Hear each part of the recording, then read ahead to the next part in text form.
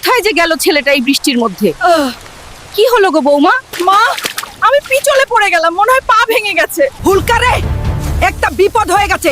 তোর বউ বৃষ্টির মধ্যে পা পিছলে পড়ে পা ভাঙে ফেলেছে। তুই শিগগিরই চল। তো কতবার বলেছি বৃষ্টির সময় ঘর থেকে বের হবি না, কে শোনে কার কথা? খুব ভালো হয়েছে, আমি কোনো চেষ্টা করতে পারবো না। এই হতরচরা বিপদের সময় তুই এটা কি বলছিস? শিগগিরই ডাক্তারের কাছে নিয়ে চল, দেরি করলে সর্বনাশ হয়ে যাবে। আপনার বউয়ের অবস্থা তো খুব খারাপ, পায়ের হাড় ফেটে গেছে, দ্রুত অপারেশন করতে হবে। 50,000 টাকা এখনই জোগাড় করুন।